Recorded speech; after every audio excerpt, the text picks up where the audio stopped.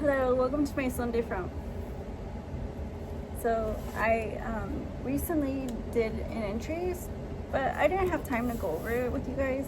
So today I'm gonna go over it with you guys and then read an update entries, my journal. So I have just a few things that I jotted down, and I want to go over them because I feel like these are like things that impact our lives. Here in the red pill space, I feel like maybe you're getting all this information all at this kind of chaotic time, a kind of time where people are manipulating and gaslighting, and like I want to point out one particular story that really, really drives me off the wall. And it's something that I learned when I was born, right? Because we all, understand hate in our own lives and in our own ways. And we all grew up exposed to certain rhetorics or things that were thrown our way against our backgrounds. And because I lived in a culturally diverse, atmosphere my whole life. I have a military family. My whole family has a military background.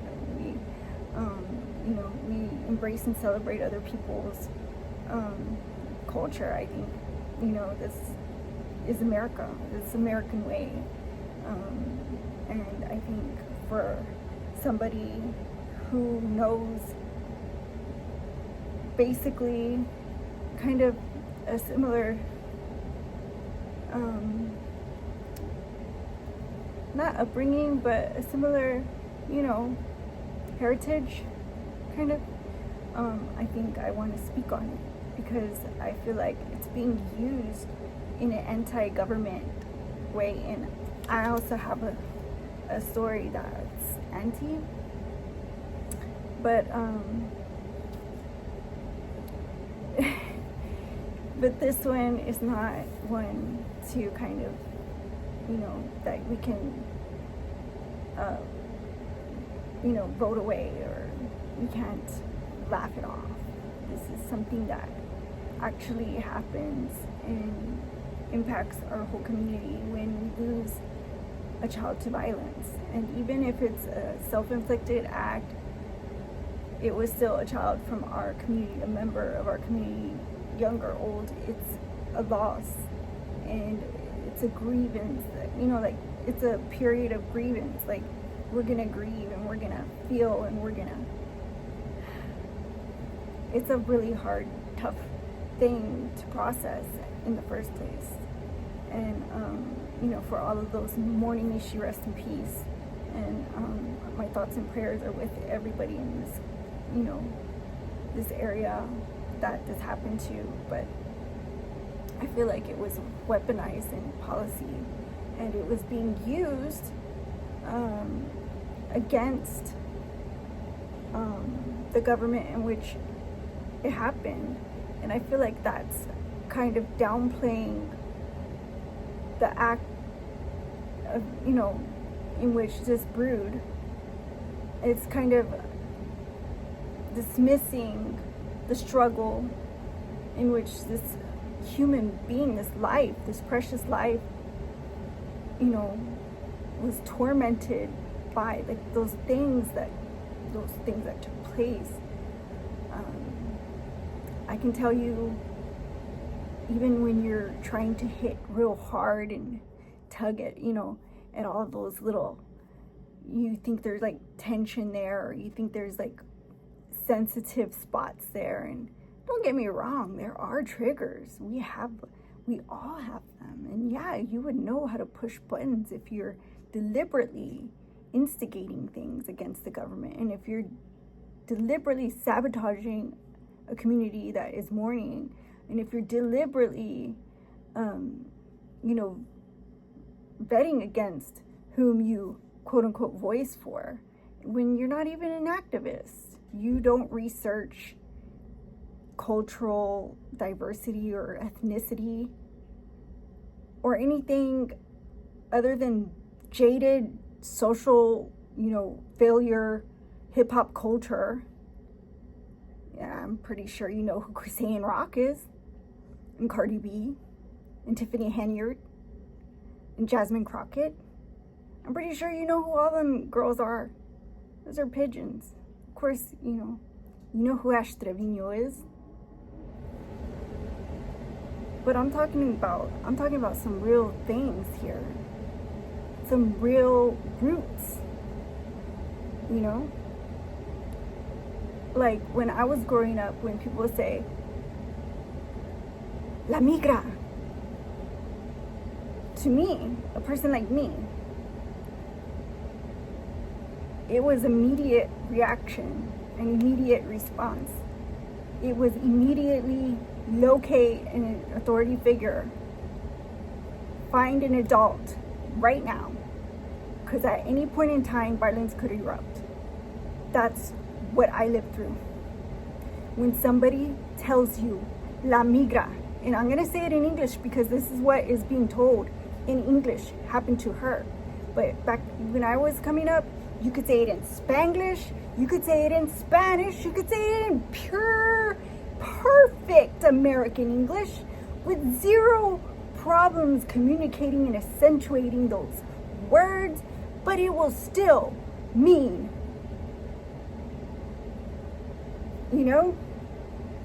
a slur. It will still mean a derogative, slanderous, vile slur. Period. Don't downplay that. That is hate. That is hate that is brewing in you, that is erupting, that is causing you to try to continue this event into which you can stick your hand in the jar and meddle and meld things in our neighborhoods that shouldn't have ever even started.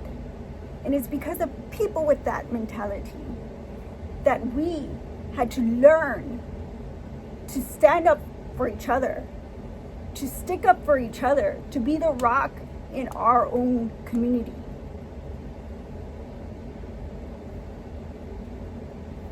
Because, one thing? I'm still here. I ain't going nowhere. And if anything, we taught ourselves how to grow and build and strengthen, And we can support each other by having an actual backbone. We don't need to cut people down with little verbal,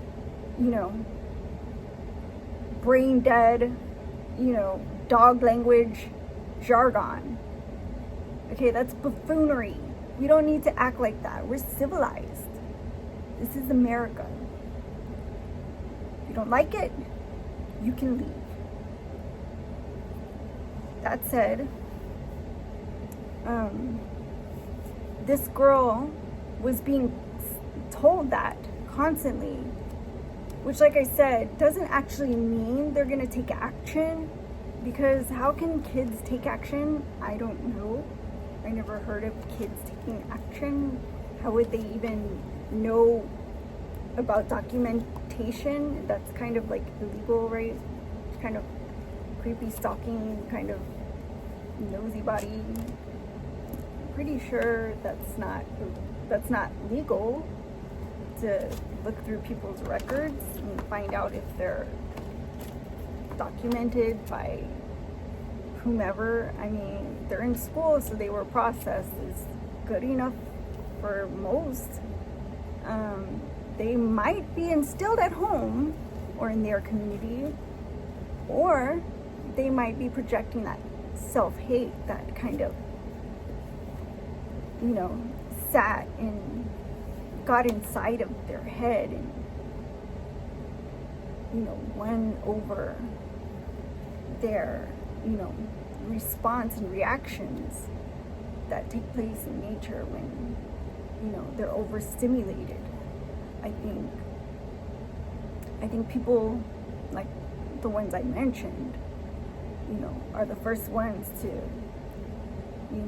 take advantage of situations in which vulnerable people, you know,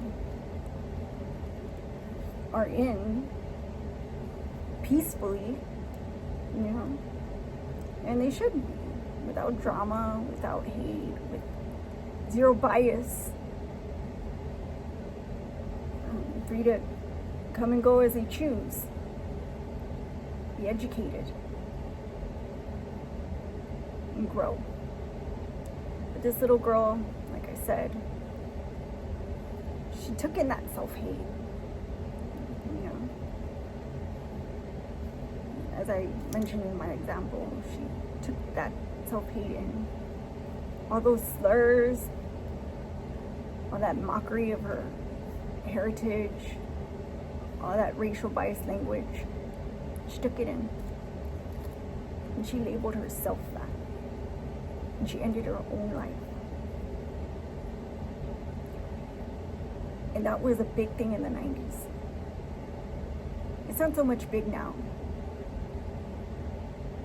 because there was a lot of activists that you can easily find, you can access and reach out to. There's so many, you know, and so many that were silenced in the Biden admin that I can tell you 100%.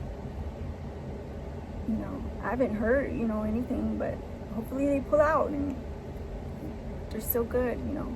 Like I always talk about, you know, some people might not be able to come back fully, you know, because some of us were always pushed down and held down and dragged through mud.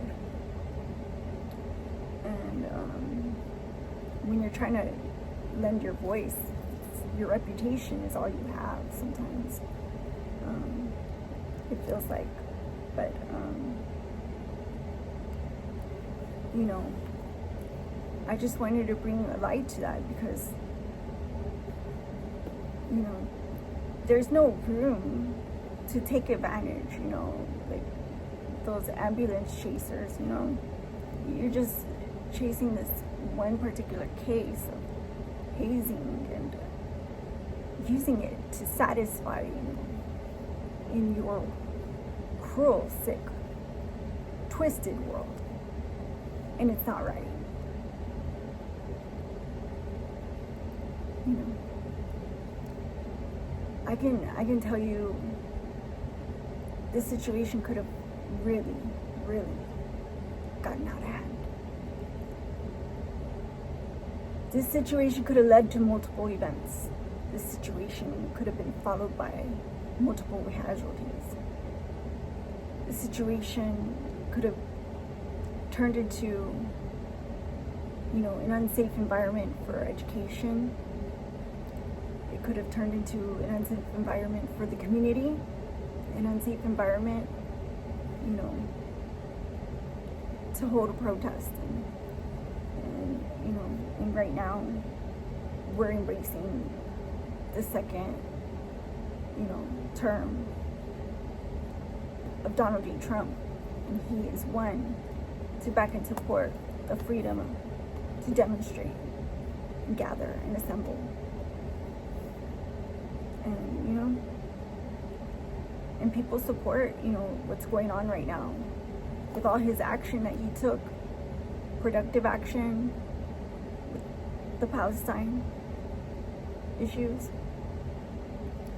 So no, like I said, we're not going anywhere.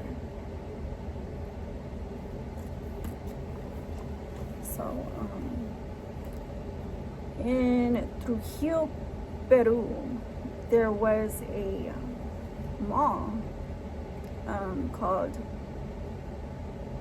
Real Plaza Trujillo, a shopping center, in which the food court roof collapsed. This happened in the nighttime. They reported that there had been heavy rains before this incident that might have caused a weakening in the structure. But the collapse caused 6 deaths, 79 injuries. People were trapped under the rubble for hours. It was a multi-agency that tackled pulling people from the rubble. So another story similar to that in Prudential, Massachusetts, Prudential tunnel roof partial collapse. So like a piece of the roof, it was like a video I saw online. The roof just fell from the tunnel that like you drive vehicles through. They said that the freeze-thaw cycle, where it freezes and then it thaws and then it freezes and then it thaws slowly, was causing the weakening of the structure. The tunnel was like a semicircle, like a half circle like this, and the top was, crumbled a little bit. So I think they're gonna go and investigate, see if there's need to, work on it or what have you. And that happened in Prudential, Massachusetts.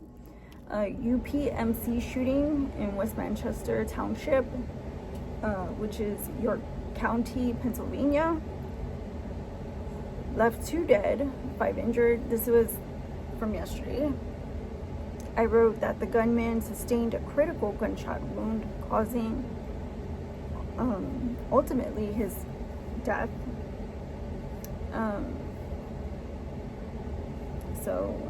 In other news, Tiffany Henyard drops an anti-government diss track to where she's kind of dismissing the government and all the people who hold office and all those people who hold podium. They're near by in Illinois. She literally dragged them through the mud in a rap video she posted on TikTok.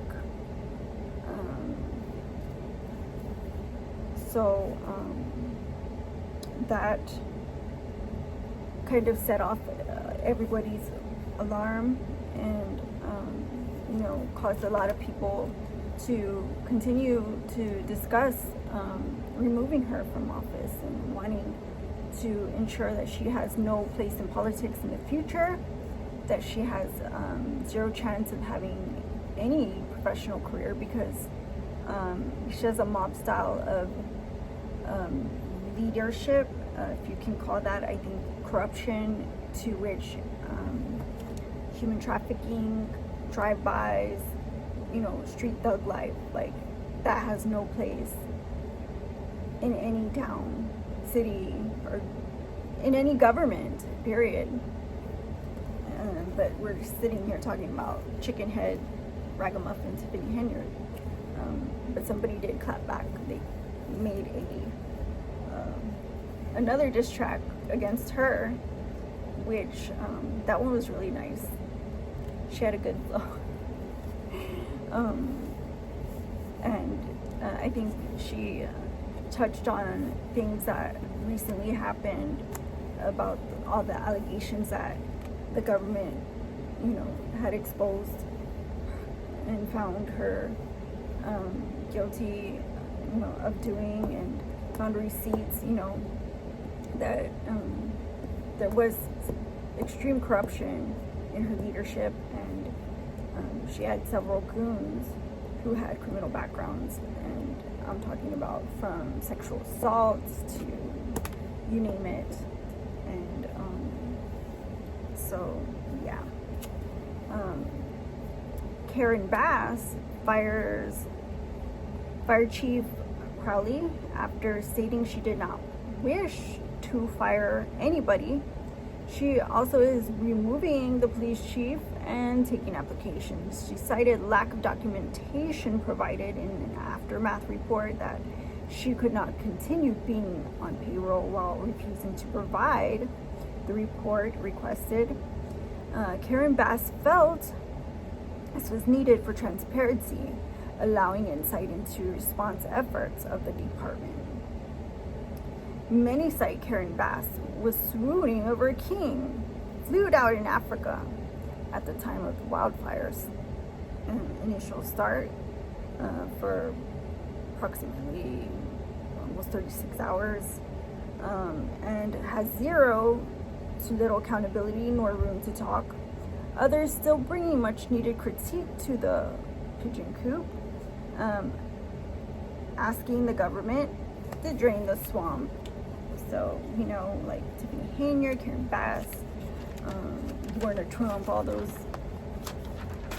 you know, chicken heads need to go. Out with the alligators, let's drain the swamp. So, and the UPMC update I have for today, there are 7 injuries. The suspect enters the hospital with a handgun.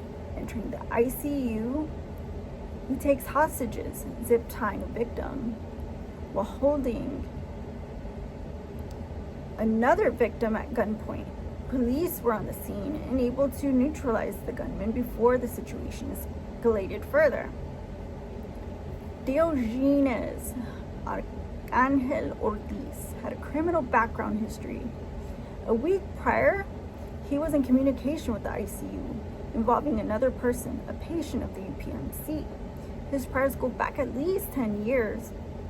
He had in fact targeted this hospital unit, and when he had the hostages and barricade,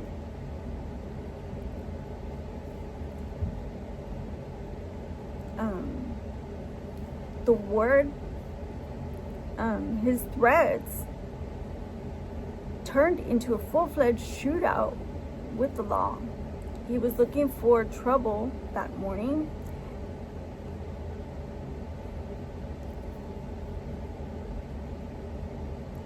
And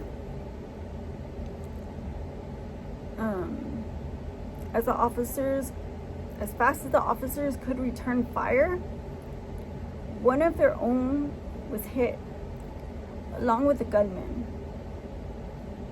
Both fatalities a rude awakening for all things concerning patient sense of security in the 100+ bed hospital. So may that officer rest in peace as well. Like I said, the perpetrator was Diogenes Arcangel Ortiz, a 49-year-old from York, Pennsylvania.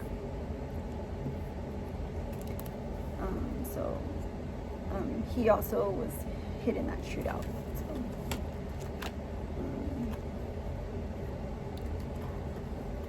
that's all for today. If you like this video, give it a like, comment, share, and subscribe, and I'll see you on the next one, my Sunday frown. Bye-bye.